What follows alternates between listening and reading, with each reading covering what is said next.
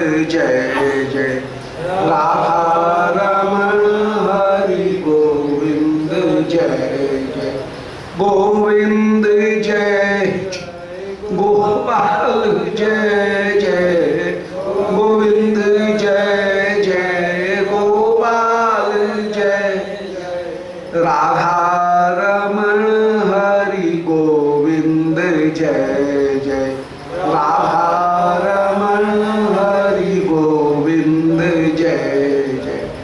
गोविंद जय जय गोपाल जय जय गोविंद जय जय गोपाल जय जय राधा रमण हरि गोविंद जय जय राधा रमण हरि गोविंद जय जय बोल वृंदावन बिहारी लाल की जय श्री राधा गिरधारी देव जू की जय।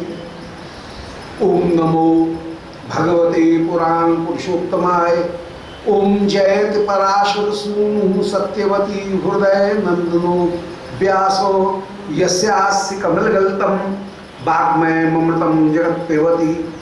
वंदेहम श्री गुरु श्रीयुतपदकमलम श्री गुरून् वैष्णवांश्च श्री रूपम साग्रजातम सह गण रघुनाथान्वितं तं सजीवं साद्वैतं सावधूतं परिजन सहितं श्री कृष्ण चैतन्य देवं श्री राधा कृष्ण पादान सहगण ललता श्री विशाखान्वितांश्च आजानुलंबित भुजौ कनकावदातौ संकीर्तनैक पितरौ कमलायताक्षौ विश्वम्भरौ द्विजवरौ युगधर्म पालौ वंदे जगत्प्रिय करौ करुणावतारौ श्री राधा प्राणबंधो चरण कमलियो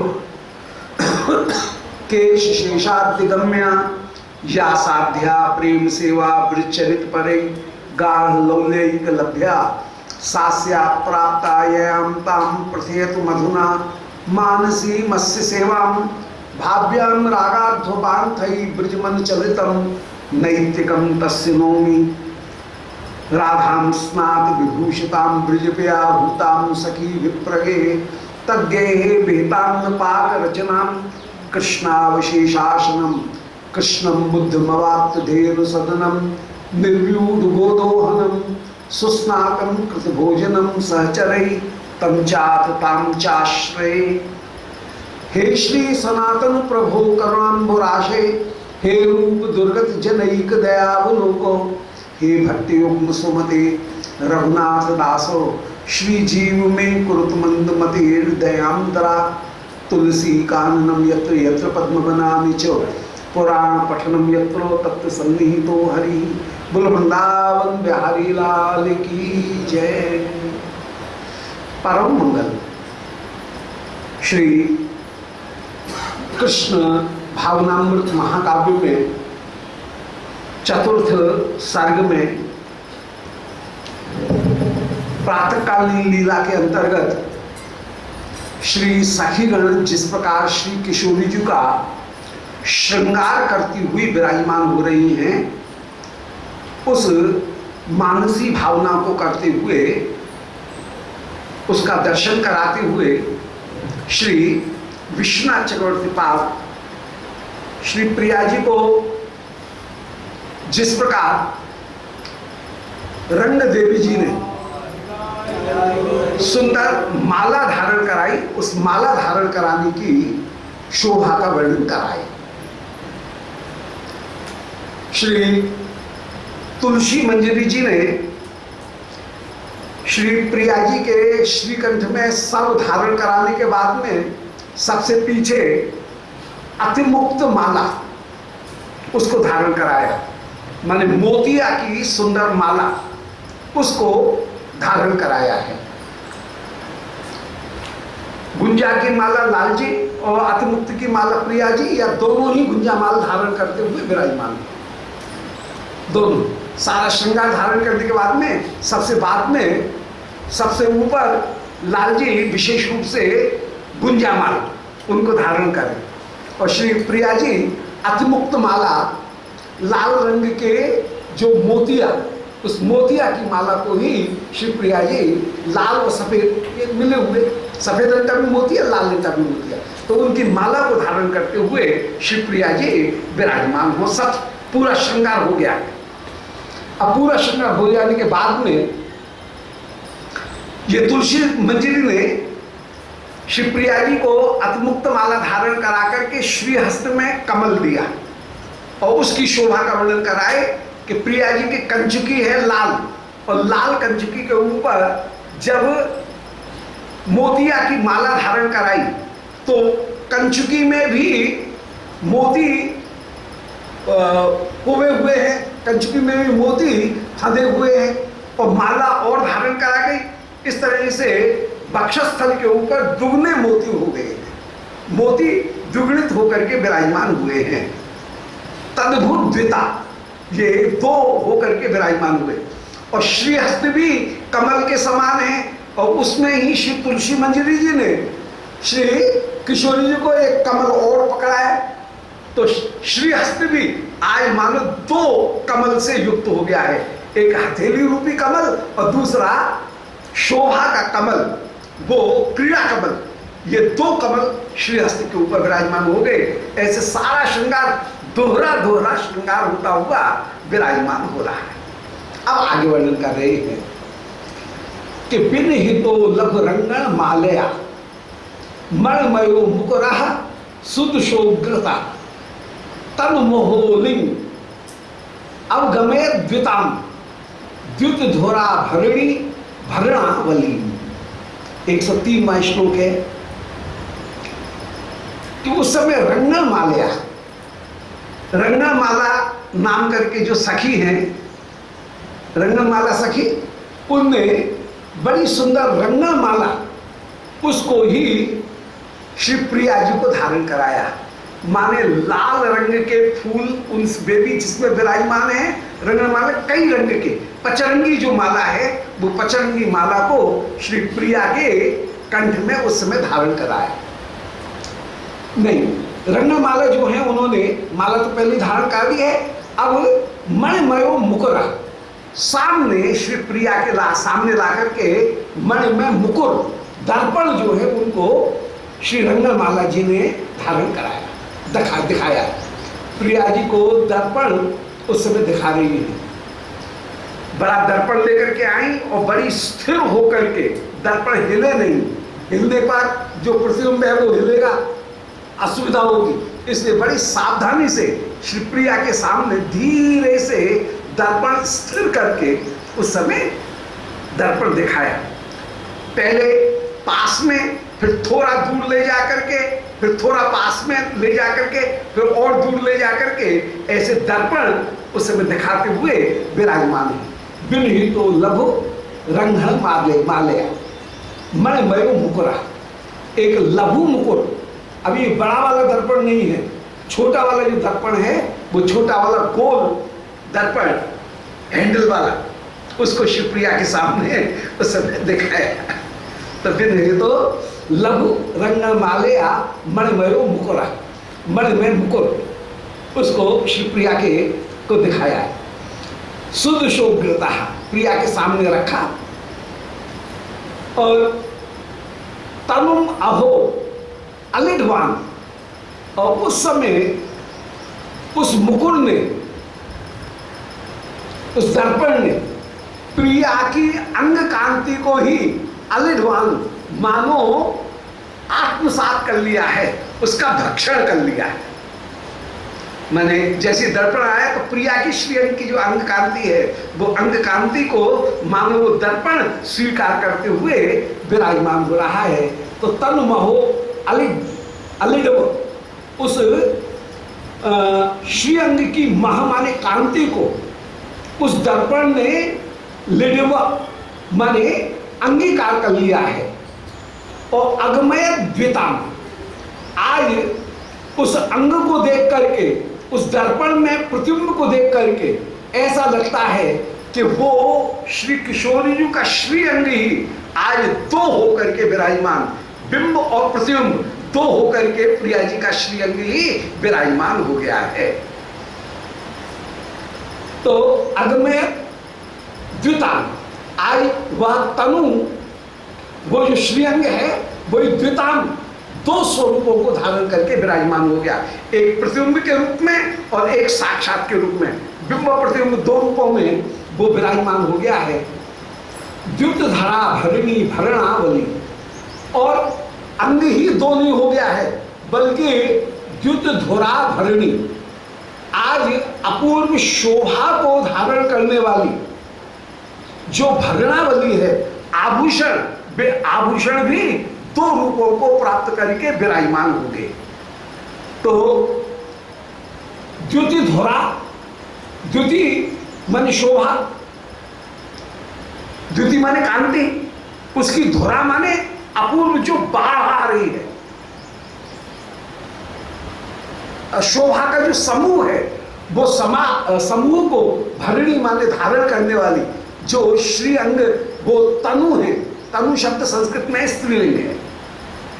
तो द्युत भरा भरणी, वो जो तनु है श्री किशोर जी का श्रीअंग, वो श्रीअंग कैसा है? बोले वो आज शोभा की अपूर्व धुरा धारा को, बाढ़ को धारण करने वाला है। वो अंग भी दो हो गए, माने एक बिंब रूप में, एक प्रतिबिंब रूप में, और साथ ही साथ में आवरणा बलि, आवरणा बलि जो है वो आवरणा बलि भी को भी मानो आज दोहरा उसने धारण किया है। अर्थात एक तो श्री प्रिया जी ने वक्षस्थल के ऊपर आवरण धारण कर रखे हैं और एक दर्पण में भी वे ही आभूषण दिख रहे हैं। तो सखियों ने तो श्रृंगार धारण कराया एक शरीर को, परंतु यहाँ दर्शन हो रहे हैं सखियों को जैसे प्रिया भी दो स्वरूप धारण कर रही हैं और दो दो आभूषण धारण कराए हैं, दो जगह आभूषण धारण कराए गए। ऐसे आनंद अत्यंत बढ़ता हुआ चला जाता है। तो चमत्कार यह है कि सखियों ने श्रृंगार धारण कराया था एक जगह, परंतु वो श्रृंगार दिख रहा है दो जगह। सखियों ने श्रृंगार धारण कराया था एक श्रीअंग को, परंतु यहाँ श्रीअंग दो दिख रहे हैं। तो श्रीअंग भी दो हो गए हैं और आभूषण भी दो हो रहे हैं। यह एक अद्भुतता मानव सखियों को, दर्शन करने वाली सखियों को उस समय अपूर्व रूप से प्रतीत हो रही है। बड़ी सुंदर ये सखी कैसे हर जगह नित्य नूतनता और चमत्कार का दर्शन करती हैं। ये अपूर्व रस में जो चमत्कार और नित्य नूतनता वो विराजमान। कहीं काव्य शास्त्रों में ये बड़ा विचार रहा कि काव्य का आत्मा या काव्य का सार क्या है। उसमें बहुत सारे विद्वान ऐसे रहे, बहुत सारे, एक काव्य शास्त्र का एक सिद्धांत ये भी रहा कि रस सारस चमत्कार। उन्होंने कहा कि चमत्कार ही रस का सार होता है। यदि रस है उसमें चमत्कार नहीं है तो उतनी महिमा नहीं है। तो रस वो ही है जो कि नित्य नूतनता को प्राप्त करे। क्षणे क्षणे नवतामुपैति तदेव रूपम रमणीयताया। रमणीयता उसे कहते हैं जो क्षण क्षण में नूतन होकर के विराजमान हो, उसका नाम रमणीयता। जो प्रत्येक अवस्था में सुंदर लगे उसका नाम मधुरिमा। जो दूसरे को अपने भीतर डुबो दे उसका नाम है लावण्य। तो ये रमणीयता अपने आप चमत्कार की ओर संकेत करने वाली है।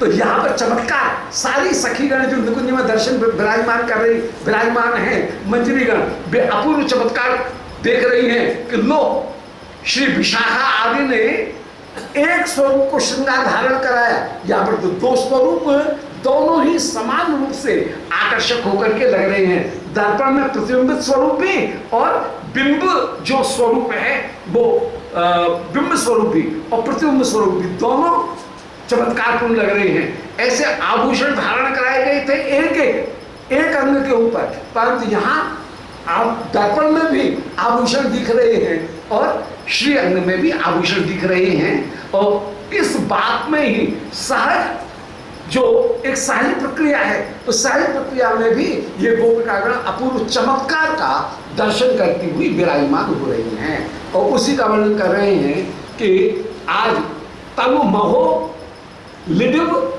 अगमय द्विताम।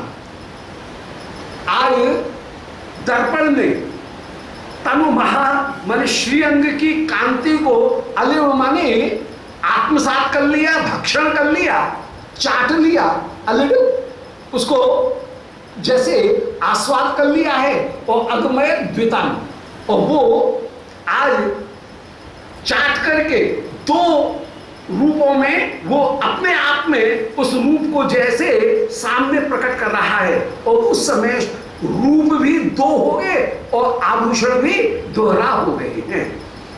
तो अगमय द्वितान, ये दो होकर के विराजमान।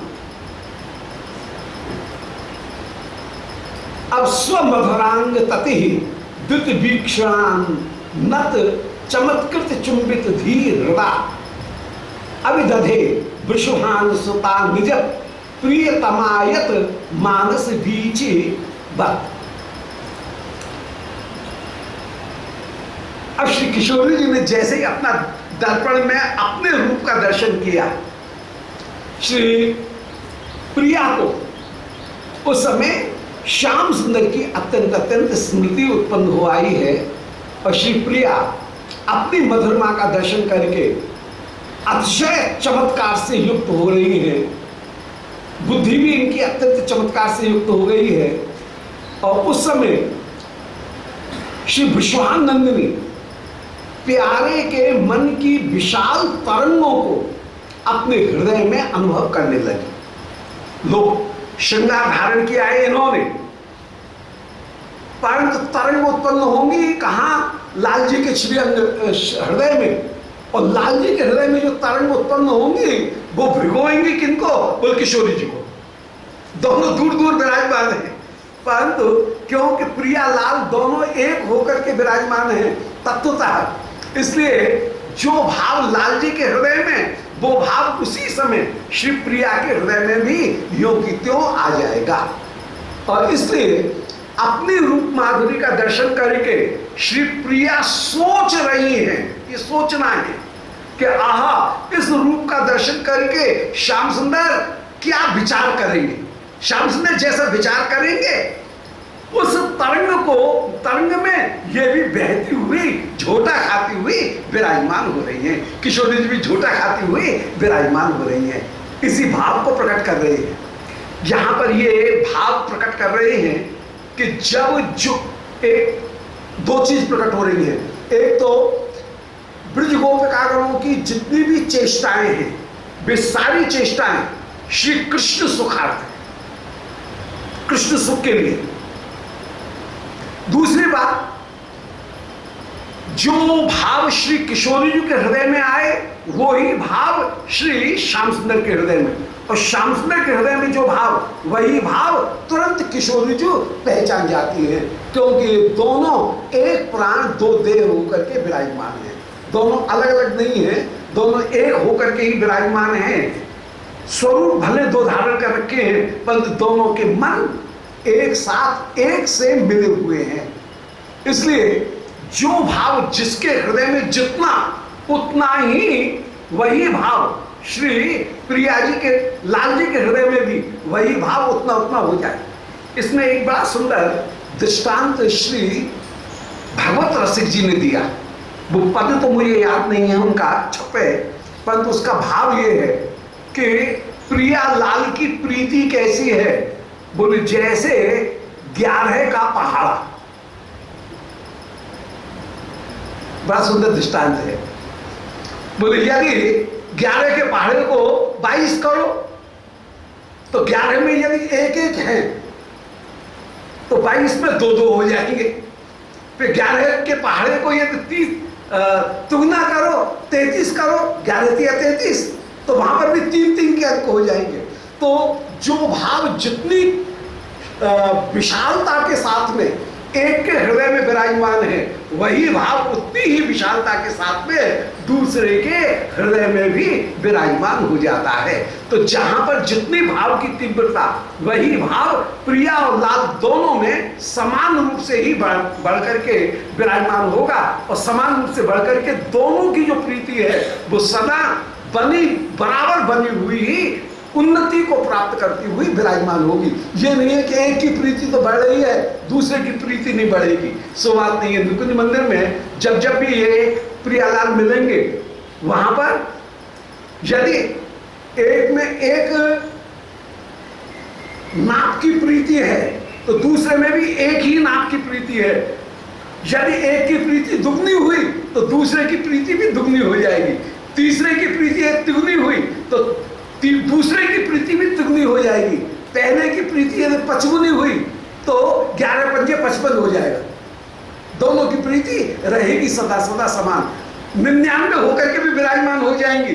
और यदि 100 मन यदि वो 10वें स्थिति तक पहुंच जाएगी तब भी वह उतनी ही बढ़ी हुई रहेगी, क्योंकि 11 दहाई की 110 और इसमें जो पहली जो दहाई होगी उसका भी स्थानीय मान क्या होगा, 10 ही होगा। तो उसका स्थानीय मान जो होगा वो स्थानीय मान उसी तरह से होगा। तो 110 यदि 2 हिस्से करें तो पहला जो एक का जो 100 है उसका भी स्थानीय मान कहीं 100 ही हो, 10 ही होकर के विराजमान, दोनों 10-10 होकर के फिर ही विराजमान होंगे। तो इस प्रकार निरंतर निरंतर बढ़ते हुए दोनों के दोनों विराजमान होंगे। ये प्रीति जो है वो प्रीति दोनों की बराबर बराबर विराजमान होकर के रहेगी। और जो भी बिंदु बढ़ेगी वो बिंदु मानो सखी के रूप में ही विराजमान है, सखी ही उसकी साक्षी होकर के विराजमान है।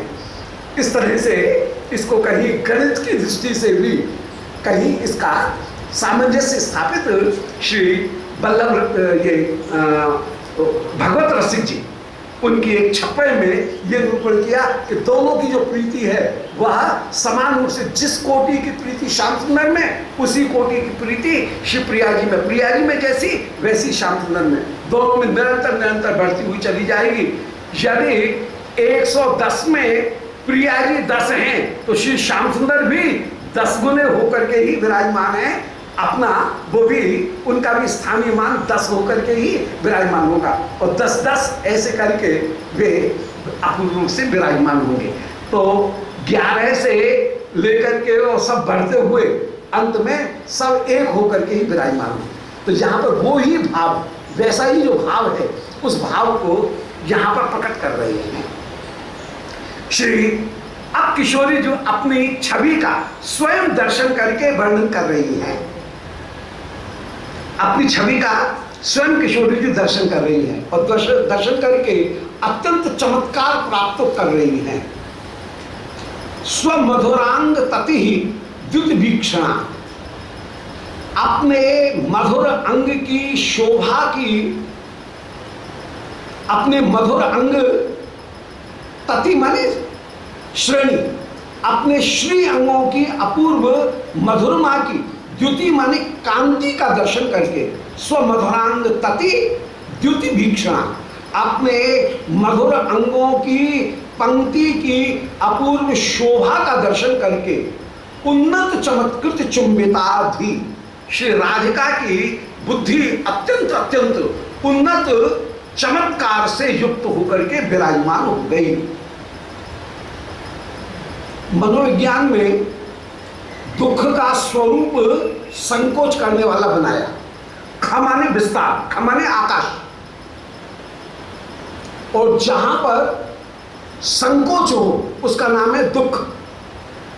ख माने विस्तार, वो विस्तार हृदय का जहां विस्तार हो उसका नाम है सुख। तो सुख और दुख, ये जहां आनंद का हृदय का संकोच है उसको मनोविज्ञान में दुख कहा गया, और जहां मन का विस्तार हो उसका नाम सुख है। तो सुख दुख ये कहीं हृदयाकाश के संकोच और विस्तार, इनको ही प्रस्तुत करने वाले दो अवस्थाएं विराजमान होती हैं। उसमें भी जहां उच्छलन प्राप्त हो उस स्थिति का नाम है, मनोविज्ञान की दृष्टि से उसको चमत्कार कहेंगे। सो आज श्री प्रिया का हृदय अपूर्ण रूप से उच्छलन प्राप्त करते हुए, उछलता हुआ विस्तार को भी प्राप्त कर रहा है, और विस्तार ही विस्तार को प्राप्त नहीं कर रहा है बल्कि उछल भी रहा है, उछलते हुए भी विराजमान है। तो आज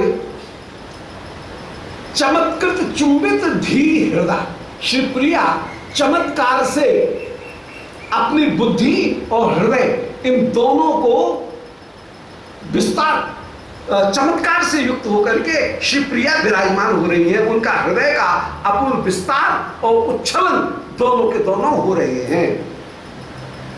उस समय श्री आश्चर्यचकित होकर के श्री किशोरी जी अपनी रूप माधुरी का दर्शन करके मोहित होती हुई कह रही हैं, अभिदधे।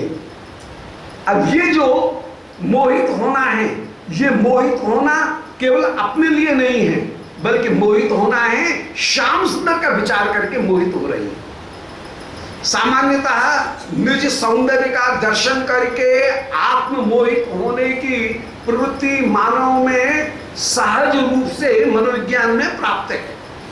व्यक्ति अपनी जब दर्पण में अपनी शोभा देखता है, वो अपनी शोभा देख करके प्रसन्न होता है, अपना श्रृंगार देख करके खुद ही व्यक्ति प्रसन्न होता है। तो ये सौंदर्य के प्रति लालक की भावना और अपने आप को सुंदर दिखाने की प्रवृत्ति और अपने सौंदर्य से स्वयं आनंदित होने की प्रवृत्ति यह व्यक्ति का एक सहज धर्म है। परंतु ब्रजगोपिकागणों में जो रूप का दर्शन करके जो मोहित होना है, वो कभी भी ऐसा है नहीं। वहां पर सर्वदा अपना जो श्रृंगार है वह प्यारे के सुख के लिए ही है। सामान्य व्यक्ति में अपना श्रृंगार, अपना सौंदर्य देख करके प्रसन्न होने की प्रवृत्ति आत्म सुख के लिए है, परंतु यहां पर अपना सुख की प्रवृत्ति है ही नहीं। यहां पर जितनी भी वस्तु हैं वे सब प्यारे के सुख देने के लिए ही विराजमान है। वेदांत में आत्मा के लिए ही सब वस्तुएं प्यारी होती हैं। नायमारे मैत्रेयी पुत्रस्य कामाय पुत्रो प्रियो भवति, आत्मन वही कामाय पुत्रो प्रियो भवति। ये बृहदारण्य उपनिषद जो है उनके जो वचन हैं वे वचन कह रहे हैं कि सामान्यतः व्यक्ति अपने सौंदर्य का दर्शन करके, अपने वैभव का दर्शन करके स्वयं उसकी आत्मा के कारण प्रसन्न होता है कि उसके आत्मा को सुख मिल रहा है। परंतु यहाँ पर अपनी आत्मा है ही नहीं। यहाँ पर अपनी आत्मा कौन है? किशोरी जी की श्याम सुंदरी है। इसलिए प्रिया जी का जो सुख है वो कभी भी अपने लिए नहीं है, वह सुख सर्वदा श्याम सुंदर के लिए ही है। ये एक बिल्कुल विभाजक रेखा है, श्री कृष्ण प्रेम की एक विभाजक रेखा है कि यहाँ पर मैं और तू ये दो अलग अलग वस्तु है ही नहीं। यहाँ पर प्यारे ही परम आत्मा होकर के विराजमान, उनके लिए ही श्री किशोरी जी का एकमात्र सुख। ऐसे श्याम सुंदर का जितना भी श्रृंगार धारण करना वह प्रिया के लिए ही सारा श्रृंगार धारण करना है, निजानंद के लिए वहां पर नहीं है। वह प्रियानंद के लिए ही सब कुछ सुख विराजमान है। तो वो श्री किशोरी जो अपनी रूप माधुरी का दर्शन करके एकदम आनंदित हुई, परंतु वो आनंद निज सुख के लिए नहीं है, वो आनंद प्यारे के सुख के लिए ही परिपूर्ण रूप से विराजमान है। तो अभिदधे उस समय श्री प्रिया मन ही मन में बड़बड़ा रही हैं, मन ही मन में बोल रही हैं। विश्वान सुता निज, वे विश्वान सुता अपूर्व रूप से मन ही मन में कह रही हैं, निज प्रियतमायत मानस बीचवत वित। वे अपने निज प्रियतम के आयत मानस, विशाल जो मन, उस मन की बीचवत, उसकी लहरों को वित मन जानने वाली है। प्रियतमायत मानस बीच वित, आज प्यारे के हृदय की सारी भाव को श्री किशोरी जी तुरंत ही जानने वाली हैं। तो अपने रूप का जैसे ही दर्शन किया वैसे ही मन में ये विचार आया, आहा इस रूप का दर्शन करके प्यारे के हृदय में ये भाव आएगा, और उस प्यारे के हृदय के पूरे भाव इनके हृदय में साक्षात हो गए। और उनका दर्शन करके ये मन में कह रही हैं कि आहा इस रूप का दर्शन करके प्यारे कैसे प्रसन्न होंगे। आज ये बेड़ी, ये मेरे मस्तक की बिंदी, ये मेरी नासिका का गजमुक्ता, ये कान के कुंडल आज प्यारे की सेवा करके, प्यारे को आनंद दे करके कृतकृत्य होंगे। आहा ये धन्य है, धन्य, ऐसा विचार करके उन श्रृंगार की महिमा का गायन और श्रृंगार को के प्रति आदर की भावना को धारण करके श्री किशोर जी विराजमान। खंडितावस्था में इन्हीं आभूषणों के प्रति अनादर की भावना, हाय मैंने माला धारण की, ये प्यारे के काम में नहीं आई, इसको देख करके प्यारे को सुख नहीं मिला, अब इस माला को धारण क्या करूंगी, ये कह करके वे खंडिता स्वरूप में अपनी माला को उतार करके फेंकेंगे। परंतु इस समय अभिसार का स्वरूप धारण करके जब विराजमान है, तब उसी माला को अत्यंत चाव के साथ में धारण करके कि इससे प्यारे को सुख मिलेगा, ये विचार करके उन माला उन आभूषणों को आदर देती हुई विराजमान हो रही हैं और कह रही है धन्य हुआ, धन्य हुआ। श्याम सुंदर के हृदय के भाव और इन